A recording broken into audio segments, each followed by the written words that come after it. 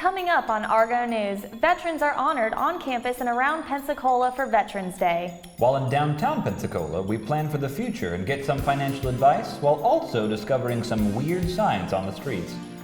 All these stories and more today on Argo News.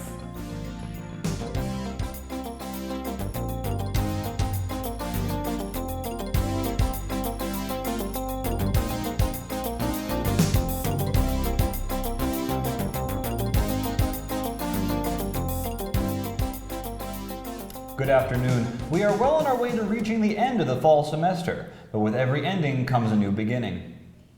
Argo News reporter Travis Bennett attended UWF's Day of Declarations to see what new beginnings the next generations of students will take. Day of Declaration hopes to get students into a major and on the right track for graduation. Yeah, Day of Declaration is an event that is designed to help students pick their major because all the majors and departments on campus are here and they can talk to them about the career choices that are available within that major. It's important for students to go ahead and pick their major because research has shown that once they've chosen a major that they're a lot more likely to persist through school because they have a career plan.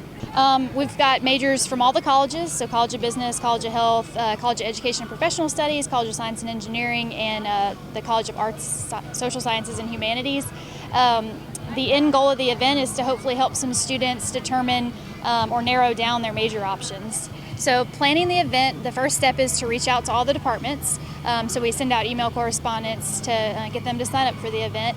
After that, then we do some targeted student marketing, and so we're targeting students who are undecided and also those who are freshmen and sophomores who may have a major chosen but it might not be solidified. So we invite them to the event personally through email, and we also send out some personalized postcards. So that's the marketing piece. And then day of, it's just logistics, so setting up the tables and all that. For more information on career services, you can visit the website www.uwf.edu/career. I'm Travis Bennett reporting for Argo News. UWF's Women's Studies Collective hosts an art exhibit that is filled with art pieces that relate to the feminist movement. Argo News reporter Aaron Lothar has more on the story. A feminist movement is moving in an art exhibit right here at UWF. The Feminist Iconography exhibit is an exhibit that is our contribution to the feminist art movement. Historically, women's contributions to art have been somewhat erased. So what we try to do here is bring attention to our local and regional feminist artists and showcase their work to bring public attention to both the feminist movement and the feminist art movement. A lot of our pieces deal with concerns that relate to the feminist community. So we have a lot of pieces that have to do with rape culture, sexual violence, domestic violence, but we also do have a number of pieces that represent the solidarity within the feminist movement. Our exhibit is open to everyone, so community members, UWF students, students from other regional schools, as long as the artists can basically get their work here, then they're welcome to submit to the call for works. I think that going to this exhibit helps perpetuate the conversation that is going on within the feminist community. So issues that may not, be talked about often, such as domestic violence, or just feminism in general, people go to this exhibit and it stimulates the conversation, seeing these pieces. If you have questions about the Feminist Iconography exhibit or about Women's Studies Collective, you can contact kromack at uwf.edu. I'm Aaron Lothar, reporting for Argo News. All this fellowship wants to do is spread the word of God. Argo News reporter Jasmine Granger has more on the story. College is the place most young adults find freedom, but for this organization, they also hope they find faith. InterVarsity Christian Fellowship is an organization. It was founded in the early, I think either 1900s if I'm not mistaken. It's been around for a while. However, it wasn't brought to the University of West Florida until about the late 2000s. There was a student who had attended a conference and felt the need for there to be a Bible study on campus. Pure Love and Poetry is basically a spoken word event where believers, or anybody really, come to express love in its purest form, which we believe to be the love of God. The message behind Pure Love and Poetry this year was more that, okay, God loves you, and despite the world's tainted view of love, where you have to either give something to get it, or you have to do something to earn it, or you can only get love if you meet this certain kind of standard, we wanted to emphasize more that with God's love, there's nothing you could really do to earn it, to gain it. It's given to us freely. Late Night Bible Study is basically the title, Late Night Bible Study.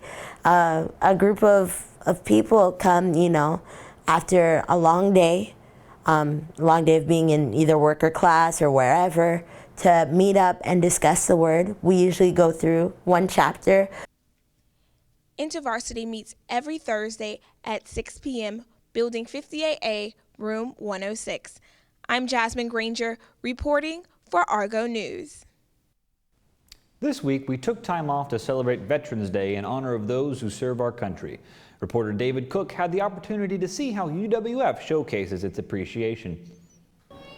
Veterans Day is just around the corner, and the UWF Military and Veterans Resource Center is hosting a variety of events on campus and around Pensacola to honor those who serve their country. I'm the director of the Military and Veterans Resource Center here at the University of West Florida. I built the center, founded it 4 years ago. We opened it 4 years ago in October, so it's been more than 4 years now, specifically to help veterans go back to school, use their job bill benefits, and go back and complete their degree or receive their degree so they can hopefully have a good career to move forward to support them and their families. We're doing the Veterans Day observancy tomorrow. We always do it the week prior to, because we're not open, the university is closed on Veterans Day, because as it should be, it's a national holiday. But we want folks here, students and faculty and staff members, to be afforded the opportunity to attend our event. It's being held up in the Conference Center in Building 22. Our keynote speaker is Brigadier General John Adams. He's retired, 30 plus years in the U.S. Army, a lot of his time spent in Europe. Wonderful man, patriot, currently working with the task force with the Governor Rick Scott in Tallahassee on the Veterans Florida Task Force to help Florida become the most veteran-friendly state in the Union. Simultaneously with our Veterans Day observance, there is a big fundraising event being hosted by Gulf Power. And this is important to us because we're one of three, the Military and Veterans Resource Center is one of three organizations that are going to receive those funds donated by the Gulf Power fundraising event tomorrow. And that's going to be held out at the Santa Rosa Shooting Club. For more information on the events being offered by the UWF Military and Veterans Resource Center, be sure to check out www.uwf.edu/MVRC. I'm David Cook, reporting with Argo News.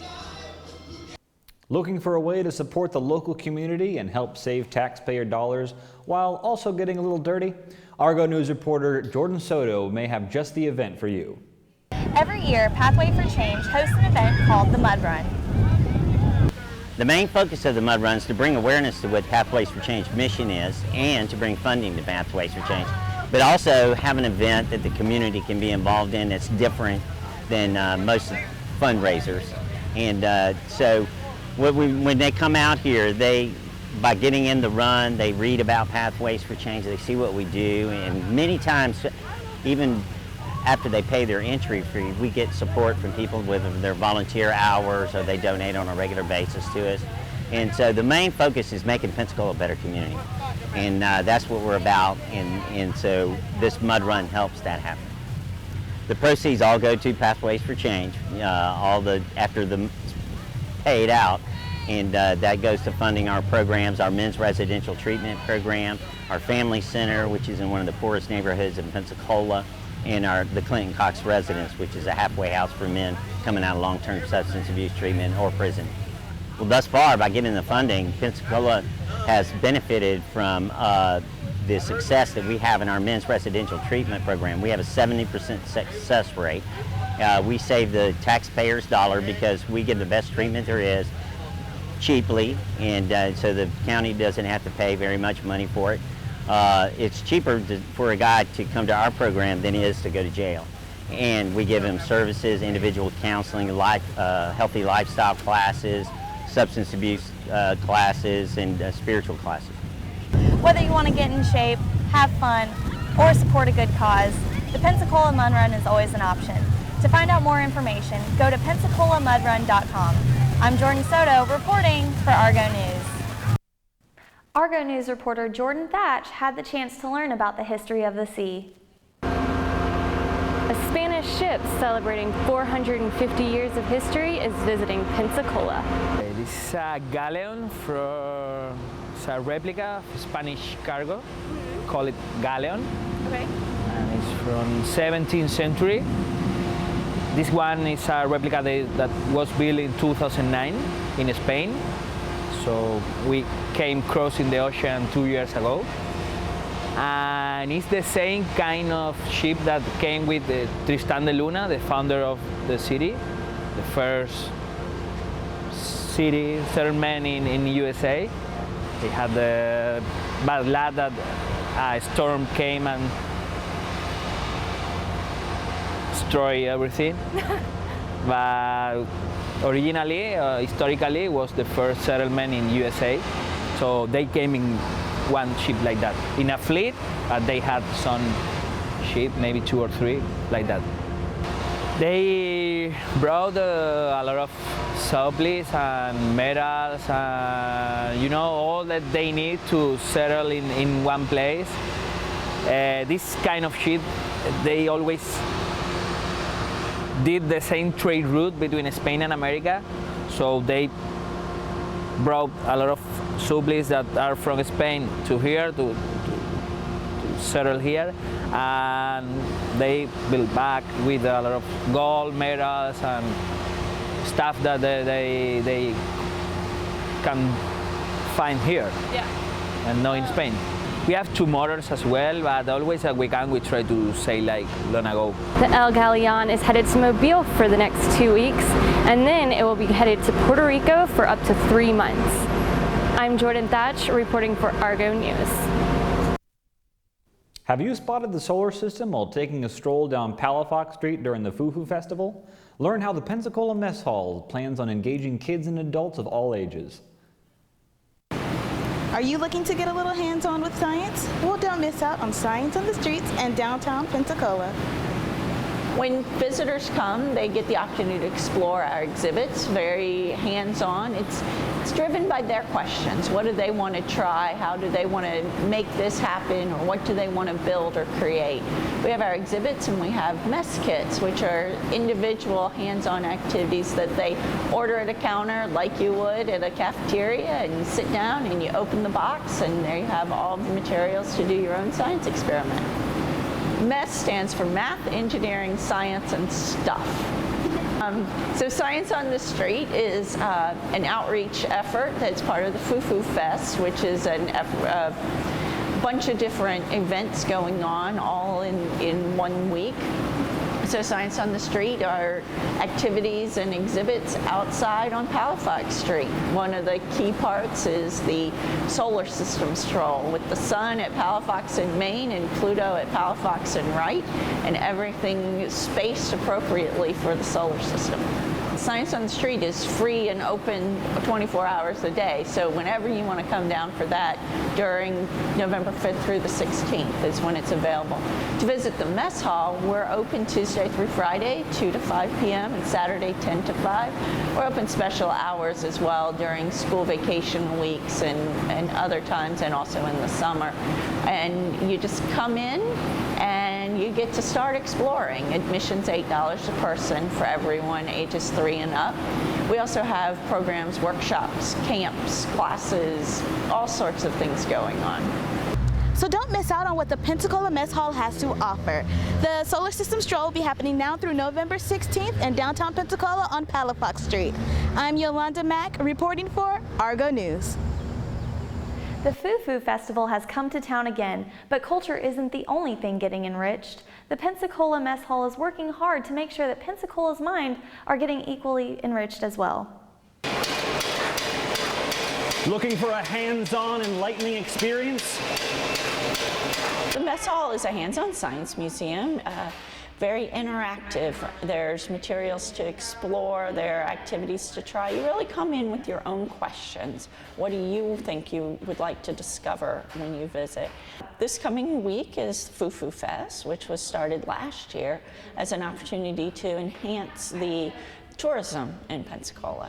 And they reached out to the arts and culture community, which we're somewhat part of, and said, what can you offer that'll help enhance this week with programs and activities? And so we decided that Science on the Street would be a fun experience for people. We have a solar system stroll, which we have the sun is going to be at Main and Palafox, and Pluto will be at Palafox and Wright Street.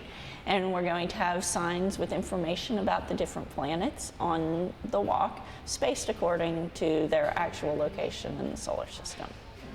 There are a couple other activities we're going to have are hands-on activities where very interactive, sort of more like built exhibits.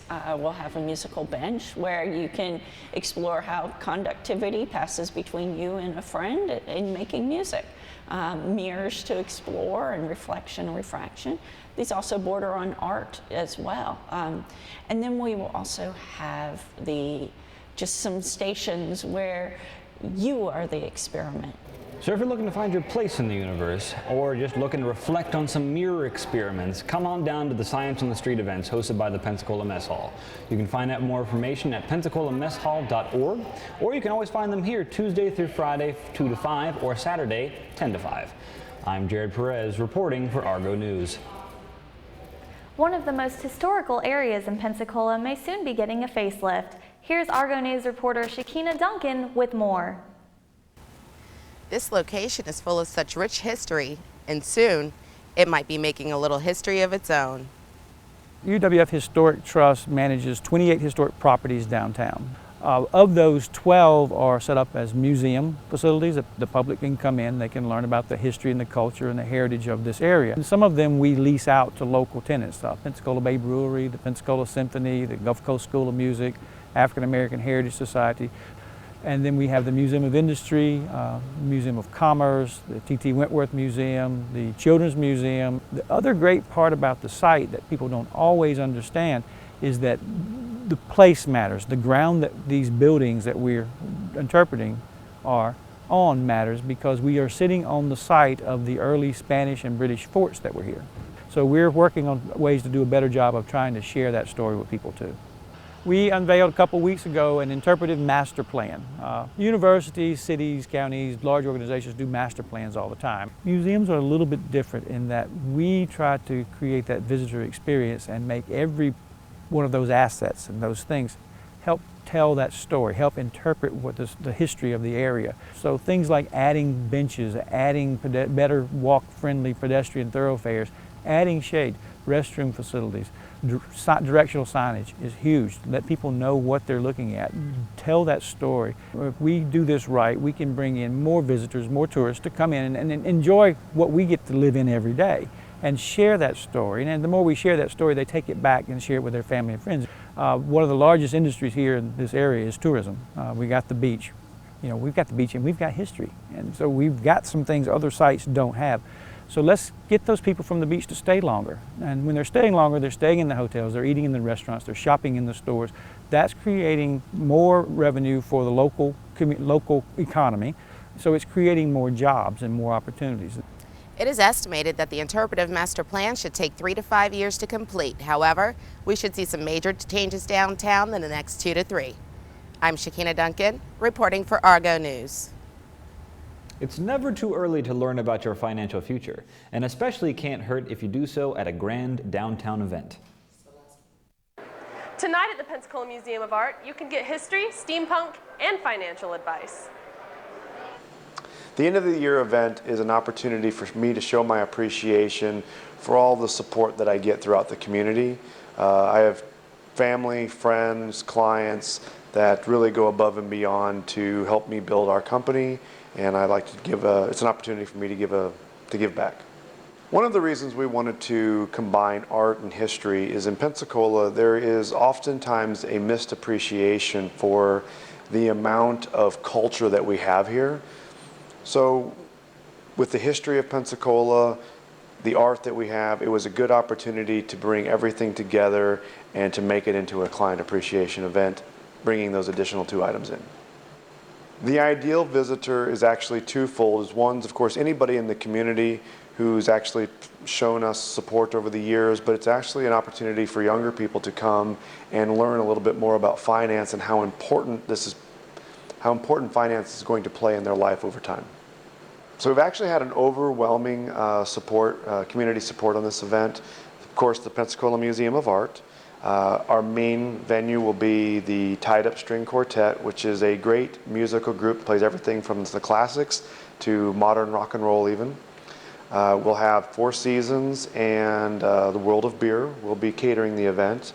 And then we've had some great pieces that have been built by Fabadashery, which will be steampunk themed again, and we'll be taking care of all the decor along the tables and in the museum itself.